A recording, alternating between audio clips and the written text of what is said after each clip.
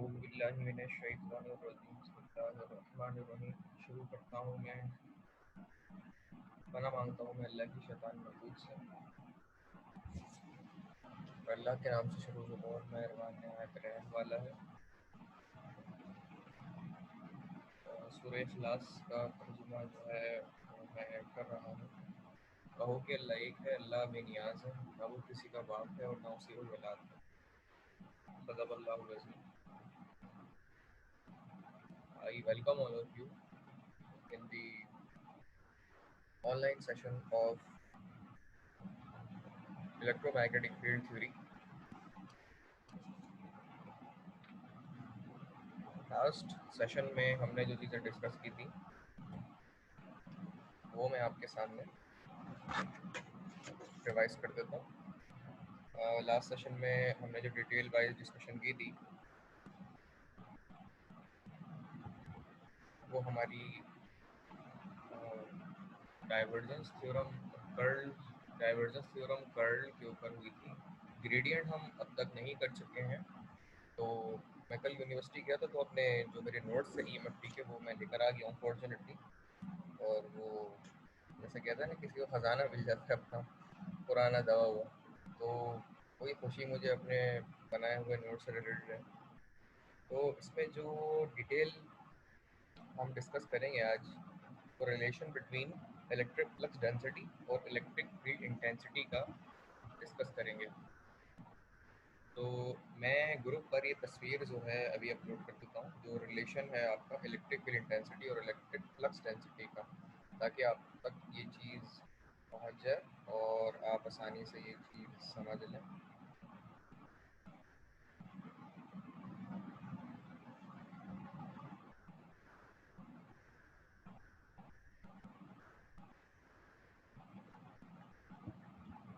अच्छा जी, तो मैं ये तस्वीर जो है अपने ग्रुप पे सेंड कर देता हूँ। हमारा जो व्हाट्सएप का इलेक्ट्रोमैग्नेटिक फील्ड थ्योरी का ग्रुप है, आपको वहाँ से ये तस्वीर मिल जाएगी और इसको सेव कर लीजिएगा। वीडियो में ऑटोमेटिकली हम इसे देख सकते हैं। वेटिंग पे है बहुत देर से लोग, मैंने हालांकि अलाउ कर दिया है, लेकिन आज पता नहीं जूम को क्या हो गया।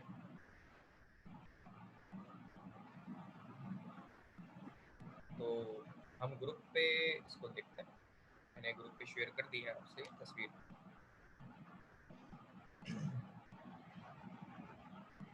तो अस्सलाम वालेकुम मुबीन भाई, खैरियत से ठीक ठाक है आप?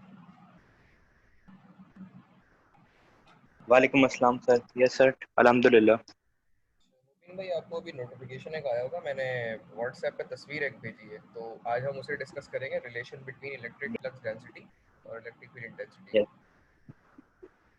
तो ऑटोमेटिकली लेक्चर में हम इस तरह से शामिल कर सकते हैं ऑनलाइन में कि मैं जब उसे शेयर करूँगा तो वो आपको वहाँ पे भी मिल जाएगी। सो इस तरीके से आपको ऑनलाइन लेक्चर के ज़रिए से हम इसे शामिल कर लेंगे। आज जूम बड़ा अजीब तरह से बिहेव कर रहा है, बहुत देर तक मीटिंग के उस वेटिंग रूम में रख रहा है लोग। आपको भी टाइम बहुत लग गया ना? यस सर, 10 मिनट लग गए तकरीबन सर, हमें 5 मिनट तो हो गए। आज बहुत अजीब बिहेव कर रहा है जूम। पहले तो मीटिंग कनेक्ट करके नहीं दे रहा, और आज जब कनेक्ट हुई है तो बड़ा अजीब व गरीब तरह से। यस अभी अभी तक 2 बंदे मीटिंग में, हालांकि ज्वाइनिंग लिखा हुआ आ रहा है। तो यस सर। अच्छा, लास्ट हम क्या डिस्कस कर रहे थे मुबीन भाई, याद है? Yes sir, curl of vector field sir, हमने सारे उसके वो एग्जांपल्स किए थे सर, 4 थे curl G of vector field के। उसके चारों एग्जांपल किए थे और उसको असाइनमेंट भी दिया था सर हमने। असाइनमेंट क्वेश्चन के। नंबर 11 हो गया। जी जी, 11 सवाल हो गए हैं उसके। Yes sir. सही, 11 सवाल हो गए हैं और 11 मैंने उसके दे दिए थे। ठीक है। और असाइनमेंट के सवाल ये है कि साथ साथ करते हुए चलिएगा तो आखिर में बर्डन नहीं होगा, क्योंकि वो आखिर तक जाते जाते जो है वो 24-25 सवाल बन जाएंगे। वो एक साथ करना तो यस सर। मुमकिन नहीं है, लेकिन आप अगर ग्रेजुअली आहिस्ता आहिस्ता कर रहे हो तो वो हो जाएंगे। सर लेकिन क्वेश्चन नंबर 1 का जो आपको कहा था सर, वो आपने देखा सर? नहीं, मैं देख नहीं सका। कोई और अगर किसी ने किया हो, मैं मुझे रिमाइंड करवा दीजिएगा कि दोपहर तक शाम तक ना, तो मैं इसे देख लूँ। अभी तो इसके बाद मेरी एक और क्लास है, तो मैं यस इंशाल्लाह सर। उसके बाद देख लेता हूँ लेक्चर में, अगर वो मिल जाए तो। जहाँ तक मुझे याद है मैंने किससे रिलेटेड वो सवाल दिया था, आपको भी याद नहीं आ रहा? यस सर, याद नहीं आ रहा सर, देख भी रहे हैं लेकिन सर उसके अंदर आप बता नहीं रहे हैं कि ये असाइनमेंट है। शायद बता रहे हो हम सर, लेकिन पता नहीं चल रहा। अच्छा चलें, मैं इसे देख कर आपको बता दूंगा। उज़ैर आज बहुत बड़ी देर से मीटिंग रूम में, लेकिन आ ही नहीं पा रहे अब तक यार अंदर। क्या अजीब, बहुत बुरी तरह बिहेव कर रहा है आज तो जूम जो है ना। मैं ज़रा ग्रुप पे, सलामकुम। आज जूम थोड़ा अलग तरह बिहेव कर रहा है, तो दो लोग थे मीटिंग में, काफ़ी देर से वेटिंग पे, वो निकल गए। मैं आपसे रिक्वेस्ट करूँगा दोबारा ज्वाइन करके देखें, शायद आपकी एंट्री हो जाए दोबारा ना। मैं ट्राई खुद काफ़ी देर से कर रहा था, मेरी मीटिंग बड़ी मुश्किल से कनेक्ट हुई है, तो आप दोबारा ट्राई करके देखें।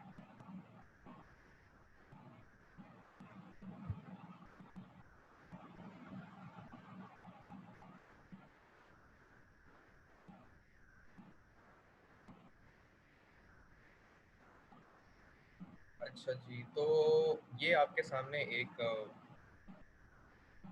तस्वीर आ रही होगी जिसमें डिटेल डिस्कस हो रही है कि जबकि चैप्टर 3 का टॉपिक है ना, जिसका नाम है electric flux density, Gauss's law and divergence. Screen बिल्कुल सही क्लियर हो रही है? मोहित साहब नजर आ रही है? आवाज़ें मेरी क्लियर आ रही है? यस सर, यस सर, नजर आ। अच्छा, एंड डाइवर्जेंस। तो इसका इस चैप्टर में 3 टॉपिक हैं। सबसे अहम जो है वो इलेक्ट्रिक फ्लक्स है, और हम जानते हैं इलेक्ट्रिक फ्लक्स क्या होता है कि the lines of forces passing through particular area is called electric flux. अच्छा, ये चीज़ बताई थी 1837 में माइकल फैराडे ने, इलेक्ट्रिक फ्लक्स डेंसिटी से रिलेटेड। तो इसकी डेफिनेशन है the total number of electric lines of forces flux passing through per unit total surface area of a sphere or region is called electric flux density denoted by capital D। तो इसमें ये चीज़ बताई गई है कि total electric lines of forces जो पास होती हैं per unit total surface area के मुताबिक, per unit total surface area के मुताबिक, तो वो हमारा जो रीजन होता है या स्फीयर होता है इस कॉल्ड इलेक्ट्रिक फ्लक्स डेंसिटी। ठीक है, अब मैं इसको दोबारा से रिपीट कर देता हूँ कि नुमान साहब भी हमें ज्वाइन कर चुके हैं, और पार्टिसिपेट देखिए मीटिंग में, हाँ तकरीबन आ गए हैं। तो मुइस साहब भी आ गए हैं हमारे साथ, और नुमान मकसूद भी आ रहे हैं मीटिंग से, वो भी ज्वाइन कर लेंगे। मैं ये बता रहा था कि इलेक्ट्रिक फ्लक्स डेंसिटी जो हमारी होती है वो असल में रेशो है total flux over total surface area के। Total flux over total surface area को कहा जाता है इलेक्ट्रिक फ्लक्स डेंसिटी। ठीक है, यानी total flux over total surface area is called electric flux density. उसको रिप्रेजेंट करता है कैपिटल डी से, और इसका यूनिट होता है कूलम पर मीटर स्क्वायर। ठीक है जनाब, कूलम पर मीटर स्क्वायर। अच्छा, इसको डिफरेंशियल फॉर्म में भी लिखा जा सकता है कि total change of electric flux over the differential area is called electric flux density. अच्छा, इसमें एक ए एन लिखा हुआ है। ए एन क्या है, कोई बताएगा ए एन क्या होता है जनाब? हेलो। जी जी मैं सुन रहा हूँ, बोले। Yes sir. मैंने एक सवाल पूछा है, मैं पूछ रहा हूँ कि इसमें ए एन लिखा हुआ है, ए एन ये ना, यस सर। तो ए एन इस फॉर्मूले में क्या बता रहा है? सर नंबर ऑफ फ्लक्स बता रहा है सर। नंबर ऑफ फ्लक्स तो डी फाई बता रहा है मेरे दोस्त, d phi total change of electric flux बता रहा है, और डी एस जो है वो टोटल सरफेस एरिया बता रहा है। इसमें जो ए एन है, अब देखें डायग्राम देखें, आपकी बहुत सारी इलेक्ट्रिक लाइंस ऑफ फोर्सेस आ रही है ना, यहाँ से जा रही है, यहाँ से जा रही है, यहाँ से जा रही है, तो बहुत सारी इस एक रेक्टेंगल से गुजर रही है, चकोर से गुजर के निकल रही है। तो कुछ इसके बाहर से भी निकल रही हैं, आप देखें नीचे, और कुछ इसके एक ऊपर से भी निकल रही है ना। तो ये जो इलेक्ट्रिक लाइंस ऑफ फोर्सेस हैं, ये आपकी फ्रेम ऑफ दैट ऊपर से भी गुजरेंगी और उसके अंदर से भी गुजरेंगी। तो वो इलेक्ट्रिक लाइंस ऑफ फोर्सेस जो आपकी एक particular total surface area enclose से गुजर रही होती हैं वो उसका फ्लक्स कहलाती हैं, उसे डी फाई कहते हैं, ठीक है। और d phi by d s का जो रेशो होता है वो इलेक्ट्रिक फ्लक्स डेंसिटी कहलाती है। अब देखें इसकी एक डायरेक्शन है, ये इस जानिब निकल रही है ना, इस जानिब, इसीलिए इसे पोजीशन वेक्टर ए एन से रिप्रेजेंट किया गया है और इसको यूनिट वेक्टर भी कहते हैं। यूनिट वेक्टर किसी वेक्टर एंटिटी की पर्टिकुलर डायरेक्शन को रिप्रेजेंट करने के लिए लगाया जाता है, जिसे कहते हैं हम ए एन। ये मैंने शुरू के लेक्चर्स में भी बताया था। तो ये फॉर्मूला होता है d is equal to phi by s भी कहते हैं और d phi by d s भी कहते हैं। यहाँ तक जो मैंने बात बताई है, कोई डिफ़िकल्टी अगर किसी को हो तो पूछ लें, मैं रिपीट भी कर दूंगा, या कोई डिफ़िकल्टी है तो वो पूछ लें, मैं बता दूंगा। मुबीन, नुमान, कोई अगर डिफ़िकल्टी है आपको तो आप पूछ लें।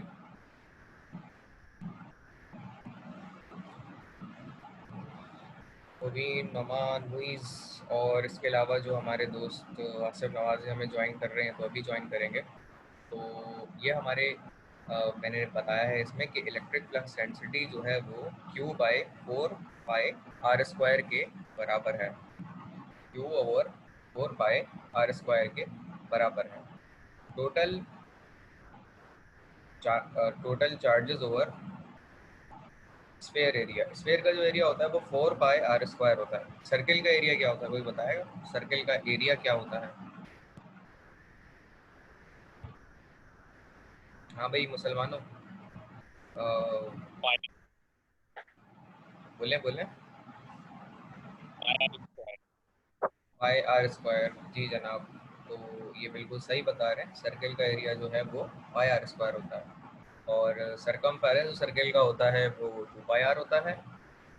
इसी तरह स्फेयर का जो एरिया होता है वो 4 पाई आर स्क्वायर होता है, ठीक है जनाब।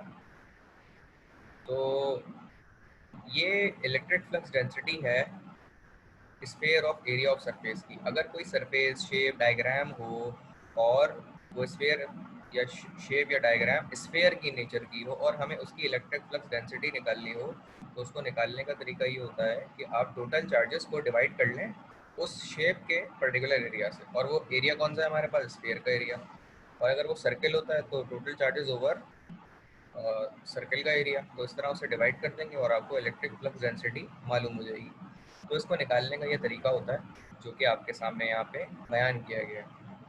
तो because of sphere d equal to q over 4 pi r square, ये यहाँ पे लिखा गया है। अगर आप इसको गौर करें तो हमने इसको d इस फॉर्म में लिख दिया जो कि रेडियल डायरेक्शन ए आर है, और इसको इक्वेशन नंबर 1 बना लिया, ठीक है। कोई यहाँ तक चीज़ अगर समझ नहीं आई हो किसी को, आसिफ भाई मेरे भाई आप भी ज्वाइन कर चुके हैं, अगर कोई चीज़ आपको समझ नहीं आई या किसी को कोई चीज़ समझ नहीं आई तो काइंडली मुझसे पूछ लें, मैं रिपीट कर दूंगा। ये सिंपल चीज़ चल रही है कि इक्वेशन नंबर 1 है d equal to Q upon 4 pi r square और ए आर। ये फॉर्मूला है मेरा इलेक्ट्रिक फ्लक्स डेंसिटी जो एक स्फेयर ऑफ द एरिया में से गुजर रही है, या एक स्फेयर ऑफ एरिया का जो ऑब्जेक्ट है उसकी इलेक्ट्रिक फ्लक्स डेंसिटी ये है। अच्छा, स्फेयर की क्यों? क्योंकि मिसाल के तौर पे एक शेप है जिसका नाम स्फेयर है और उसके अंदर से बहुत सारा फ्लक्स निकल रहा है ना, तो उसकी इलेक्ट्रिक फ्लक्स डेंसिटी निकालने का तरीका ये होता है कि उसके चार्जेस को उसके एरिया से डिवाइड कर दें तो आपको इलेक्ट्रिक फ्लक्स डेंसिटी मिल जाएगी। अच्छा, अब आप सोच रहे होंगे यार ऊपर तो लिखा हुआ था डी रॉ, ये रो रॉ कहते हैं, सॉरी फाई, साई का सिंबल है लेकिन हम इसको फाई कह लेंगे, डी साई। अच्छा, साई जो है और क्यू जो है बराबर होते हैं, मैंने वो यहाँ लिखा है देखें, साई और क्यू, साई को फाई भी कहते हैं, साई फाई और वो क्यू बराबर है, यानी असल में जो चार्जेस हैं वो फ्लक्स के बराबर होते हैं, और जो ये सिंबल है फ्लक्स का उसको ये साई और फाई कहा जाता है, तो ये दोनों चार्जेस के बराबर हैं। तो असल में हम साई की जगह फाई की जगह क्यू भी लिख सकते हैं। तो इसीलिए एक स्फीयर की जो इलेक्ट्रिक फ्लक्स डेंसिटी है d, वो हम इस तरह से इक्वेशन नंबर 1 में लिख सकते हैं। Now comes to the relation between d and e, electric flux density और इलेक्ट्रिक फील्ड इंटेंसिटी के हम अब रिलेशन की तरफ आते हैं। इलेक्ट्रिक फ्लक्स डेंसिटी और इलेक्ट्रिक फील्ड इंटेंसिटी के रिलेशन पे आते हैं। अच्छा, हम ये जानते हैं कि अगर हम इलेक्ट्रिक फील्ड इंटेंसिटी का फॉर्मूला लिखें इक्वेशन नंबर 2 के लिए देखें तो वो E is equal to Q upon 4/r² के बराबर हो जाएगा।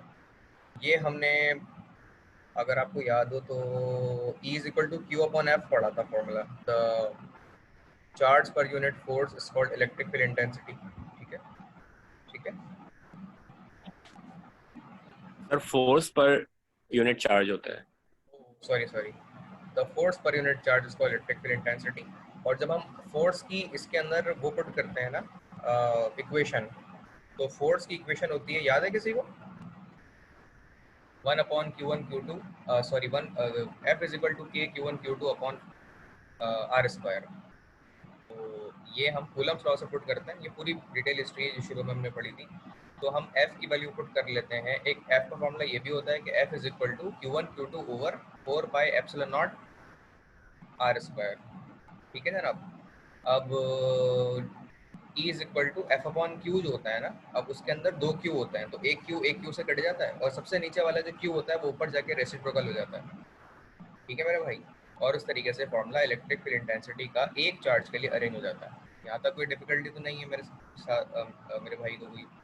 तो इलेक्ट्रिक फील्ड इंटेंसिटी में जैसा कि हम जानते हैं कि एक चार्ज होता है, जबकि इलेक्ट्रोस्टैटिक फोर्स ऑफ अट्रैक्शन के अंदर या रिपल्जन के अंदर कितने चार्जेस होते हैं? 2 चार्जेस होते हैं। तो जब हम इलेक्ट्रोस्टैटिक फोर्स को इलेक्ट्रिक फील्ड इंटेंसिटी के अंदर पुट करेंगे तो एक चार्ज कट जाएगा, और चार्ज कटने के बाद ये फॉर्मूला बनेगा। सही है जनाब। तो ये क्वेश्चन नंबर 2 हो गई। अब हम एक काम ये करेंगे कि डिवाइडिंग इक्वेशन 2/1, तो इन दोनों को डिवाइड कर लेंगे। तो E को D से डिवाइड कर लेंगे और नीचे E की इक्वेशन आएगी और ऊपर D की इक्वेशन आएगी। तो 2 से 1 को हमने डिवाइड कर लिया। अब इसके बाद Q से Q को 4π से 4π को R² से डिवाइड कर देंगे, और सबसे नीचे वाला जो एप्सिलॉन है वो बिल्कुल ऊपर जाके रेसिप्रोकल होकर ऊपर चला जाएगा। तो ये रिलेशन क्या बन गया? D over E equal to epsilon. और अगर हम इसको अरेंज कर लें D equal to epsilon E, तो ये एक रिलेशन बन जाता है जिसका नाम है the relation between electric flux density and electric field intensity, और इसको हम कहते हैं D is equal to epsilon E। तो ये इलेक्ट्रिक फ्लक्स डेंसिटी बराबर है permittivity of free space over, not over, permittivity of free space multiplied by electric field intensity. This relation we call the relation of electric flux density and electric field intensity. यहाँ तक ये बात clear है मेरे भाई? कोई difficulty किसी को हो? आसिफ नवाज, नमान मकसूद को, मुबीन उज़ैर राजपूत वगैरह, मुइज़, किसी को अगर कोई डिफिकल्टी हो तो काइंडली पूछ लें। मैं रिपीट कर दूंगा या आपके लिए दोबारा से उस थ्योरी को डिस्कस कर लेंगे हम, अगर आपके जहन में कोई बात है। अगर ऐसा नहीं है तो हम आगे चलते हैं और मज़ीद इस चीज़ को आगे बढ़ाते हैं। तो D इज इक्वल टू, अब हम एप्सिलॉन नॉट को एप्सिलॉन नॉट रखते हैं और E की जो इक्वेशन थी ना उसको इसमें पुट करके देखते हैं। जैसे कभी कभी होता है ना कि हमें ये रिलेशन दे दिया और D हमें निकालना है, तो हम एक काम ये करते हैं कि एप्सिलॉन नॉट यहीं रखते हैं और E की इक्वेशन जो हमें पहले से पता है वो इसमें पुट करके देख लेते हैं। ये जस्ट कर रहे हैं, यहाँ तक रिलेशन पूरा हो गया है बॉक्स तक। जो इक्वेशन 1, 2 और ये 3 बनी है, ये 3 कहलाएगी, मैंने लिखा नहीं है, तो ये इक्वेशन 3 कहलाएगी। तो ये रिलेशन बहुत इंपॉर्टेंट है एग्जाम के पॉइंट ऑफ व्यू से भी। और एक आज का असाइनमेंट का क्वेश्चन नंबर 12 लिख लें जो कि मैं दे रहा हूँ आपको। Explain the relation between electric flux density and electric field intensity. Explain the relation between electric flux density and electric field intensity. इसका रिलेशन आपको एक्सप्लेन करना है और वो कितना आसान है कि आप यहाँ से शुरू करेंगे कि D का फॉर्मूला, फिर स्फेयर का फॉर्मूला पुट करेंगे, फिर ये इक्वेशन इसकी 1 बनाएंगे, इक्वेशन 2 इसकी बनाएंगे, ये बनाएंगे और उसके बाद डिवाइड करके ये लिख देंगे। तो ये छोटा सा एक सवाल है कि आप इसको ड्राइव कैसे करेंगे। या फिर drive the relation between electric flux density and electric field intensity. तो आखिर में आपको ये एक रिलेशन मिलना चाहिए। ठीक है जनाब, यहाँ तक कोई डिफिकल्टी तो नहीं है। मुबीन मेरे दोस्त, आपने नोट कर लिया असाइनमेंट का? आज 12वां सवाल दे दिया है हमने। Yes sir. ठीक है, तो 12 सवाल हो गए हैं भाई, 12। तो वो फिर सेशन के हिसाब से ही हम एक सवाल लेके चल रहे हैं, और ये छोटा सा सवाल है। तो आप सेशन में मौजूद होंगे तो आपको सवाल मिलेंगे।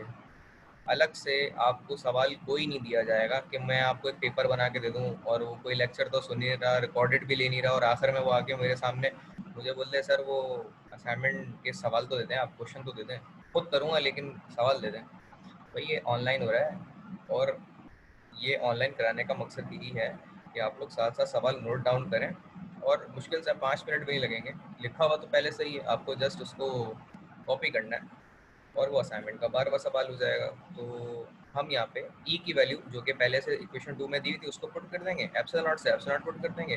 तो इलेक्ट्रिक फ्लक्स डेंसिटी का formula in terms of electric field intensity ये बनता है, जिसमें एप्सिलॉन नॉट कैंसिल हो जाता है। तो इस रिलेशन को मैंने इस तरीके से आप लोगों के सामने एक्सप्लेन किया है। ठीक है जनाब, तो यहाँ तक हमारी ये डिस्कशन भी पूरी हो जाती है। तो होपफुली कोई सवाल किसी के जहन में नहीं होगा। अब मैं एक और सवाल आप लोगों से शेयर करता हूँ जो डाइवर्जेंस से रिलेटेड है। वो असाइनमेंट का सवाल तो नहीं है, जस्ट हमारी एक लर्निंग के लिए है, जो मैं आप लोगों से शेयर कर देता हूँ। और फिर आप लोगों को टाइम दिया जाएगा इसको देखने का, और फिर उसे एक्सप्लेन करिएगा, क्योंकि डाइवर्जेंस तो मैंने करा दिया है ना। जस्ट मैं आप लोगों से एक्सपेक्ट कर रहा हूँ कि आपको सब समझ आ रहा है। अच्छा, समर के जितने टीचर से हम डिस्कशन कर रहे हैं ना, वो यही बोल रहे हैं यार बच्चों को तो कुछ समझ ही नहीं आ रहा कि हम क्या पढ़ा रहे हैं क्या नहीं पढ़ा रहे हैं। तो भाई अपने कोर्सेज के ऊपर फोकस रखें, और जितना हो सके उसको पढ़ने की कोशिश करें, क्योंकि बच्चे पढ़ नहीं रहे हैं और एक्सपेक्ट कर रहे हैं कि हम पास भी हो जाएंगे। तो मेरी रिक्वेस्ट यही है कि आप अपनी पढ़ाई को टाइम दें, पूरी होती है तो टीचर से डिस्कस करें। अच्छा, ग्रुप पे मैंने एक और तस्वीर शेयर करी है व्हाट्सएप ग्रुप पे ना, तो हम अब उसको डिस्कस करते हैं। सबको मिल गई ये तस्वीर? ये अगर आप लोग मोबाइल से कनेक्ट हैं तो मोबाइल पे देख सकते हैं।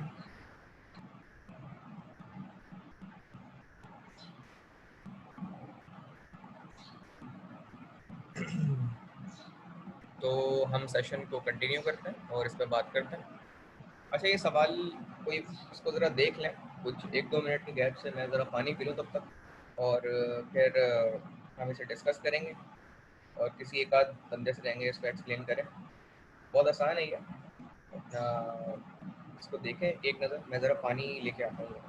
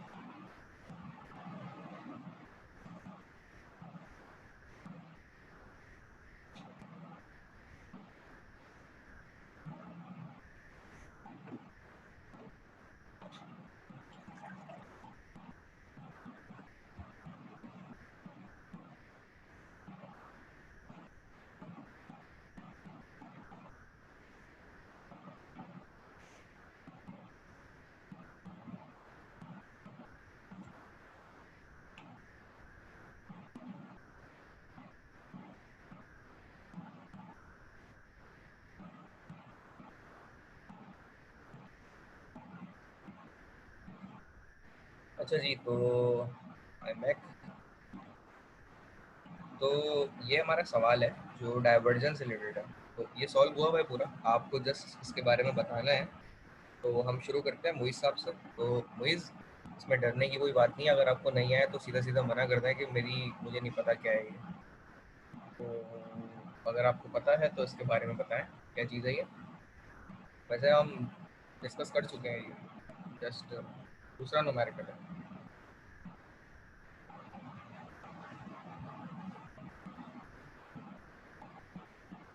प्लीज मेरे दोस्त आज बोल दो तुम।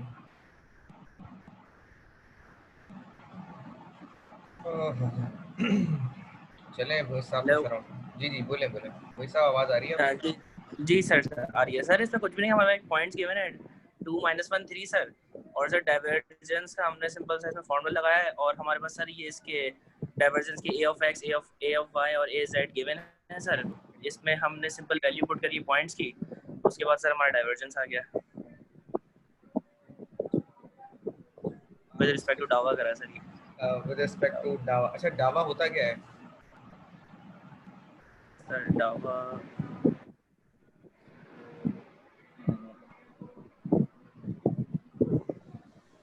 कहते हैं पार्शियल डेरिवेटिव, पार्शियल है। सही सही। है ना? तो जैसे मोहित साहब ने बताया, बिल्कुल ठीक बता रहे हैं, जल्दी जल्दी बता दिया इन्होंने बड़ा, तो ये बिल्कुल सही बताया इन्होंने। तो उज़ैर साहब से मैं कहूँगा, उज़ैर साहब आप भी ज़रा इसके बारे में थोड़ा एक्सप्लेन कर दें, जो मोहित साहब से रह गया हो आप ज़रा बताएं। उज़ैर राजपूत साहब।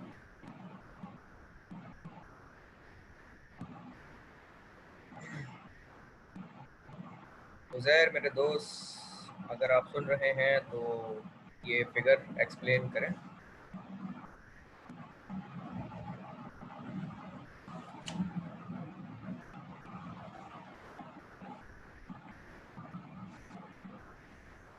चलें हम नवान से पूछ लेते हैं, अगर उज़ैर बीच में आ जाए तो आ जाइएगा, बता दीजिएगा, क्या पता शायद आप बिजी हो।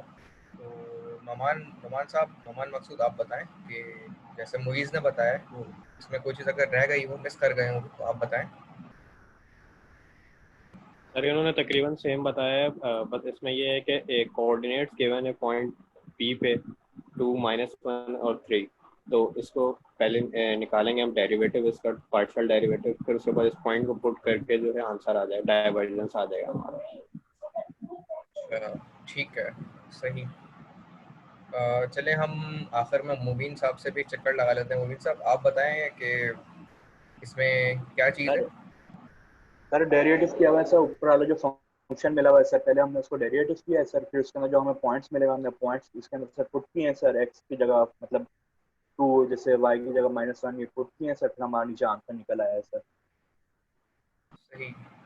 ये चीज़ सब लोग मिस कर रहे थे कि वैसे पता तो सबको ही है, लेकिन वो पॉइंट जो पुट करना वो तकरीबन किसी ने नहीं बताया। वो ऑब्वियस सी बात है, लेकिन देखिए जब आपसे पूछा जाता है तो आपको एक्सप्लेन करना है उसके हवाले से। तो जैसे मुबीन साहब ने बताया कि ये हमने जब इसका डेरिवेटिव निकाला, डेरिवेटिव का मतलब ये होता है कि ए एक्स जो है वो एक्स के रिस्पेक्टिव पार्शियल डेरिवेट होगा, और ए वाई वाई के रिस्पेक्टिव पार्शियल डेरिवेट होगा, और ए जेड जो है जेड के रिस्पेक्टिव पार्शियल डेरिवेट होगा, और इन सबको यहाँ पे पुट किया जाएगा। पुट करने के बाद हमारे पास वेरिएबल रह जाएंगे जो एक्स वाई जेड की फॉर्म में हो रहे होंगे। अब हमें एक पर्टिकुलर पी पॉइंट दिया गया, एक्स वाई और जेड, इनकी वैल्यू जो सबने तकरीबन बताई है नुमान में, और तो वो हमने यहाँ पे पुट की, और आखिर में हमारा एक आंसर आ गया मल्टीप्लाई और ऐड करने के बाद। तो इस तरीके से हमारा डाइवर्जेंस -8 से शुरू हो रहा है और ऑनवर्ड्स जा रहा है, और ये इनसाइड डाइवर्जेंस है, आउटसाइड नहीं है, क्योंकि नेगेटिव साइन का मतलब डाइवर्जेंस में ये होता है कि ये डाइवर्जेंस इनसाइड हो रहा है, आउटसाइड नहीं हो रहा। और डाइवर्जेंस का मतलब क्या होता है, तो ये कोई बताएगा मेरा भाई?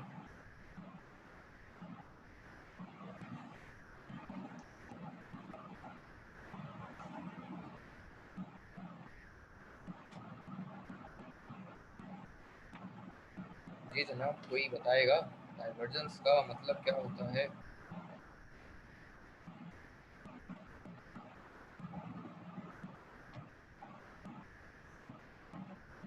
तो डाइवर्जेंस का मतलब होता है डाइवर्ज करना, मतलब वो पॉइंट जहाँ से चीज़ें बिखरना शुरू होती हैं, तो उसे हम डाइवर्जेंस कहते हैं। और डाइवर्जेंस हमारा असल में डिस्पर्जन होता है, बिखरना, फैलना, नमूदार होना, तो इन सब चीज़ों के लिए हम डाइवर्जेंस को इस्तेमाल करते हैं। तो ये बहुत एक इम्पॉर्टेंट चीज़ है जो आप लोगों को मैं बता रहा था।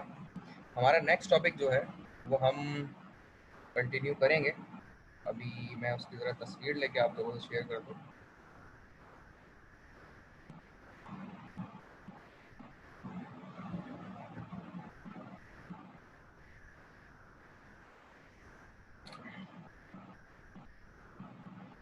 ये ग्रुप पे आ गई है आप लोगों के पास तस्वीर। अब हम इसको डिस्कस करते हैं कि वर्क डन क्या होता है और इलेक्ट्रिक पोटेंशियल ग्रेडियंट क्या होता है। ये दो टॉपिक आज हम पढ़ते हैं, फिर सेशन को इंशाल्लाह एंड कर लेंगे। और पोटेंशियल ग्रेडियंट के फॉर्मूले को पढ़ने के साथ ही साथ हम पोटेंशियल ग्रेडियंट की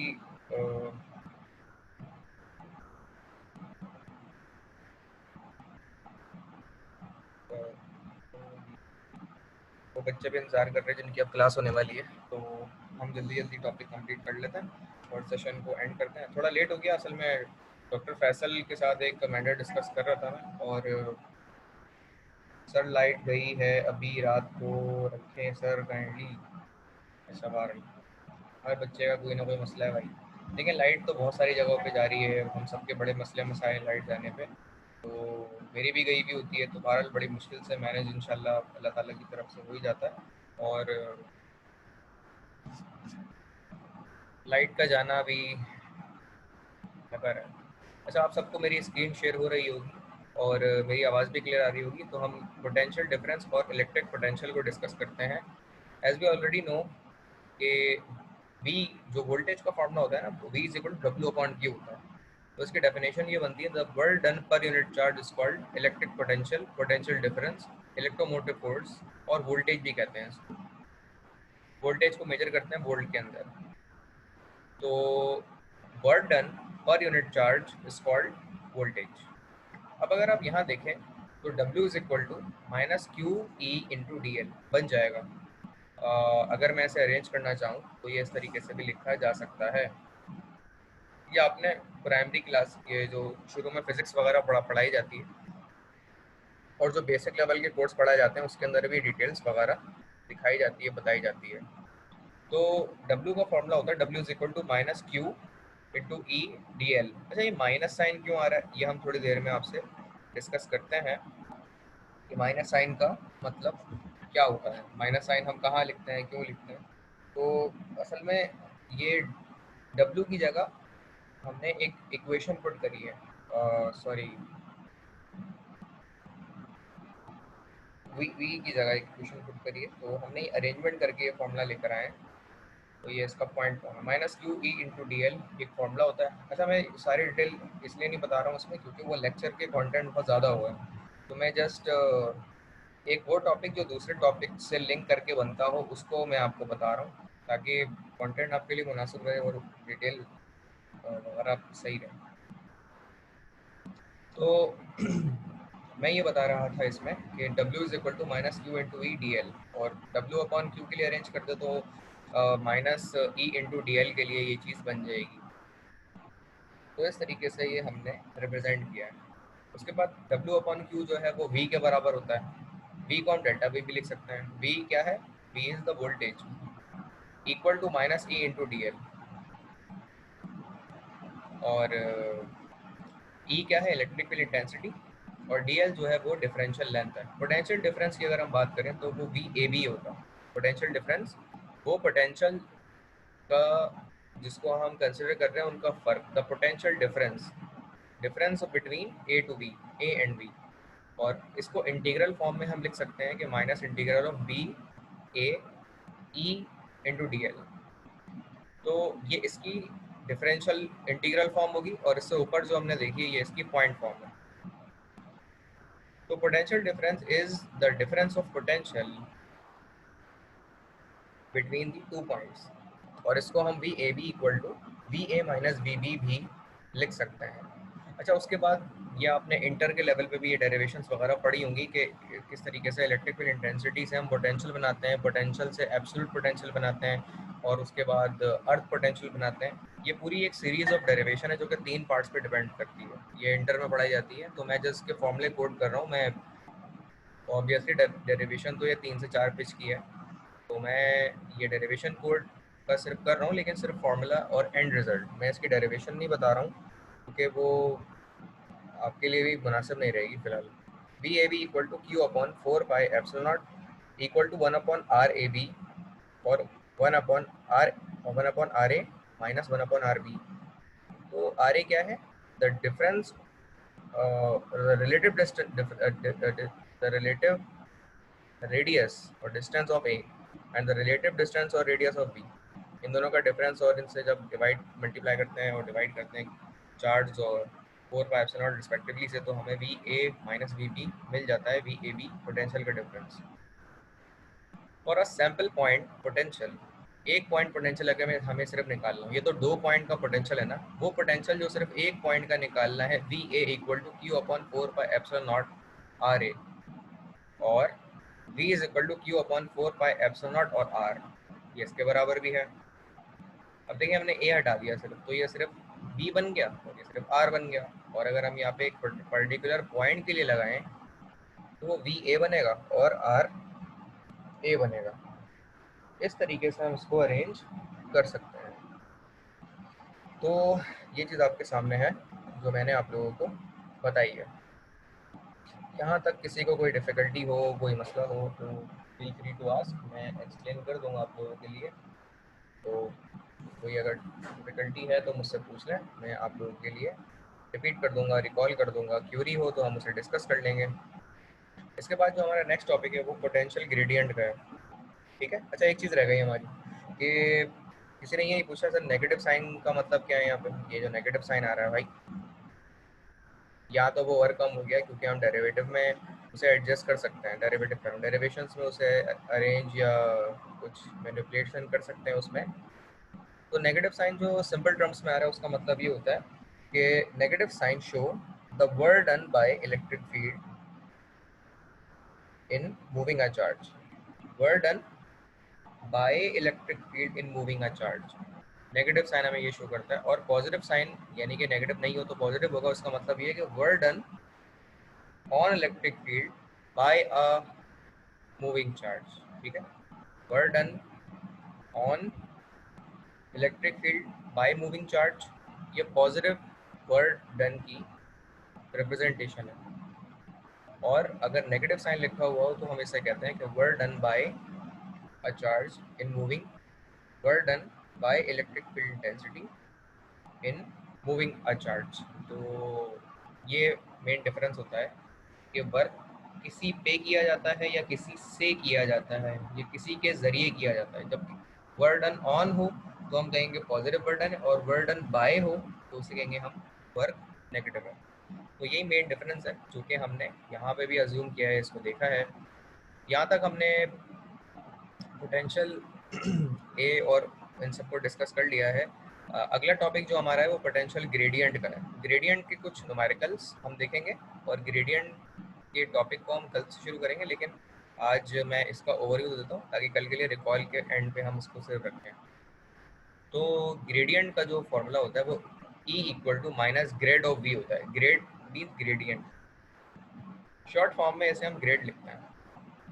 तो electric field intensity equal to minus grad V, यानी V किसे कहते हैं, पोटेंशियल। V हमने ऊपर निकाला, इसीलिए मैंने ये टॉपिक आप लोगों को बताया है कि ये क्या चीज़ है। तो इस तरीके से हम वो V जो हमने यहाँ पोटेंशियल, एब्सोल्यूट पोटेंशियल, सबसे पहले हमने इसको वर्क डन से शुरू किया था, वर्क डन से बनाया है इसे पोटेंशियल ऑफ पोटेंशियल, और पोटेंशियल से फिर हमने इसको सिंपल पॉइंट पोटेंशियल बनाया, और सिंपल पॉइंट पोटेंशियल से हमने इसको पोटेंशियल ग्रेडियंट में बना लिया। और पोटेंशियल ग्रेडियंट मेरा माइनस ग्रेड V बराबर है इलेक्ट्रिक फील्ड इंटेंसिटी के। तो इस तरीके से इलेक्ट्रिक फील्ड इंटेंसिटी आपको V मिल सकती है अगर आप किसी वोल्टेज का ग्रेडियंट निकाल लेते हैं। किसी वोल्टेज का ग्रेडियंट निकालते हैं, उसको नेगेटिव साइन से मल्टीप्लाई करते हैं, तो आपको इलेक्ट्रिक फील्ड इंटेंसिटी मिल जाती है। अब यहाँ पे मेरा एक सवाल ये है कि वोल्टेज की जो फील्ड होती है वो स्केलर फील्ड होगी या मैग्नेटिक, या ये वेक्टर फील्ड होगी। वोल्टेज की जो फील्ड है वो स्केलर फील्ड होगी या एक वेक्टर फील्ड होगी, ये कौन बताएगा मेरे भाई।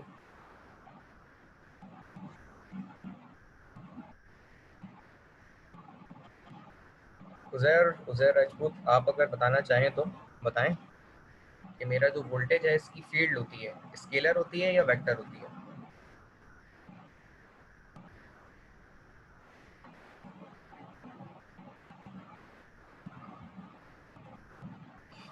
उज़ैर साहब बता नहीं पा रहे हैं तो चले हम आगे बढ़ते हैं।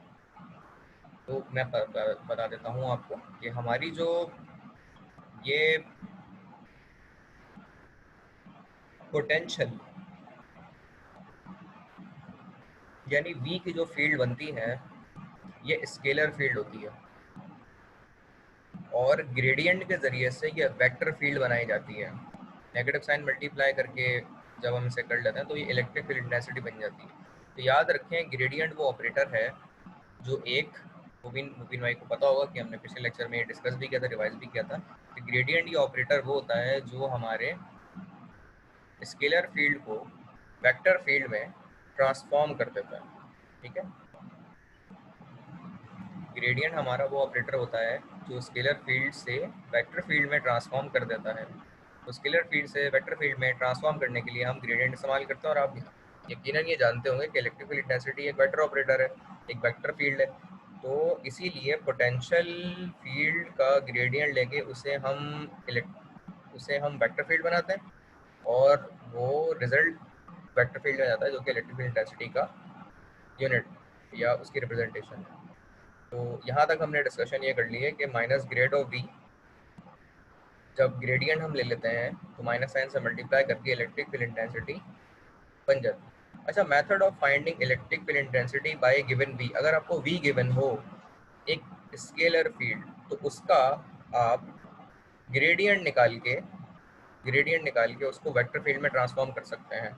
अब वो कैसे निकालते हैं, आपके पास जो स्केलर फील्ड गिवन होती है ना वी, उसका आप डावा बाय डावा एक्स से पार्शियल डेरिवेटिव ले लेते हैं, यानी डेरिवेटिव ले लेते हैं, उसका जो रिजल्ट आता है उसको ए एक्स लिख देते हैं के साथ, फिर प्लस करते हैं और वही स्केलर फील्ड का दोबारा आप पार्शियल डेरिवेटिव लेते हैं वाई के रिस्पेक्टिव, वो करने के बाद ए वाई आ जाता है, ए वाई के एंटिटी में चीज़ लिखी जाती है। उसके बाद प्लस करके वही स्केलर फील्ड को दोबारा डेरिवेट करते हैं, पार्शियल डेरिवेट या simple derivate with respective to z, पहले एक्स से किया फिर वाई से किया फिर जेड, पूरी